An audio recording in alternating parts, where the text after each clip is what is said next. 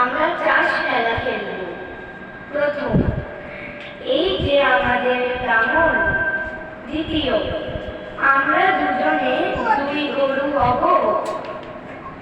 অমল, সমস্ত দিন খেলবো ছেলেরা?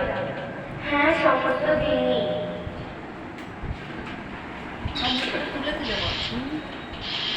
তারপরে সন্ধ্যার সময় নদীর ঘাট দিয়ে বাড়ি ফিরে আসবো ছেলেরা? হ্যাঁ, সন্ধ্যার সময় ফিরবো। অমল বলল, আমার এই ঘরের সামনে দিয়েই ফিরো ভাই।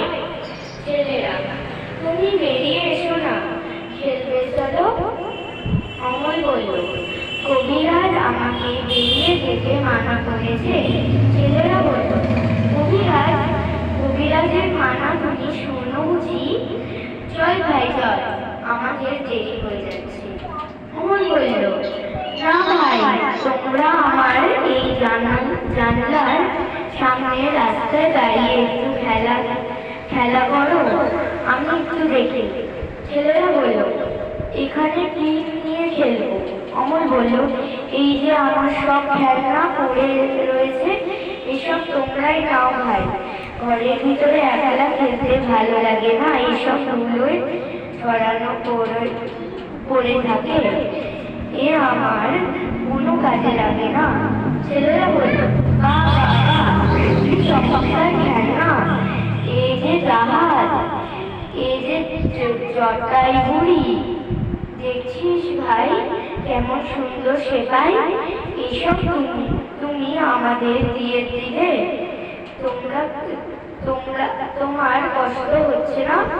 অমল বলল, না, কিছু কষ্ট হচ্ছে না, সব তোমাদের দিবে। ছেলেরা বলল, আর কিছু ফিরিয়ে দেব না? অমল বলল, না, ফিরিয়ে দিতে হবে না। ছেলেরা বলল, কেউ তো বলতে না?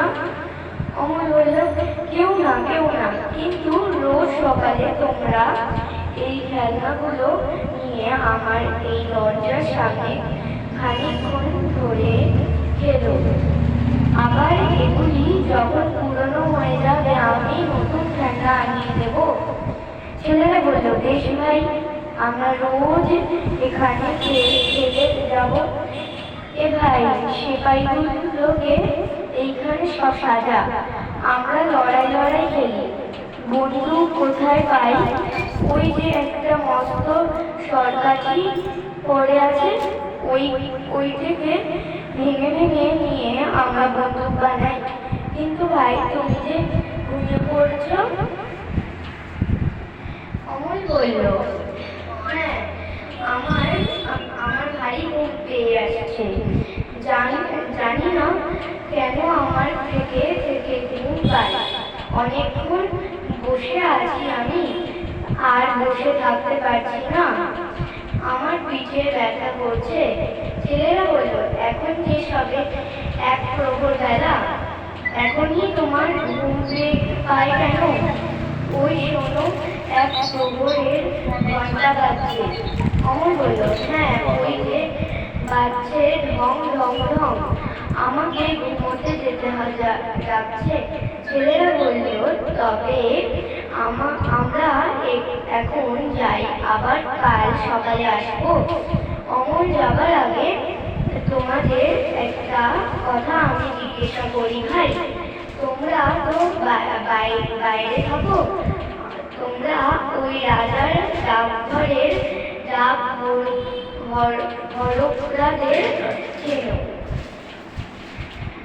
ছেলেরা বলল, হ্যাঁ চিনি, বই কি খুব চিনি। অমল বলল, কে তারা, নাম কি? ছেলেরা বলল, একজন আছে বাদল হরকরা, একজন আছে শরৎ, আরো কত আছে। অমল বলল, আচ্ছা, আমার নামে যদি চিঠি আসে তারা কি আমাকে চিনতে পারবে? ছেলেরা বলল, কেন পারবে না? চিঠিতে তোমার নাম থাকলেই তারা তোমাকে ঠিক চিনে নেবে। অমল বলল, কাল সকালে যখন আসবে তাদের একজনকে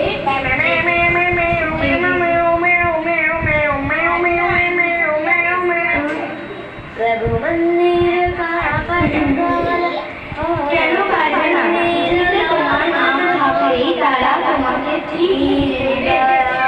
অমর বলল, কাল সকালে যখন আসবে তোদের একজনকে ডেকে এনে আমাকে চিনিয়ে দিও না। ছেলেরা বলল, আচ্ছা দেব। নমস্কার। খুব সুন্দর হয়েছে।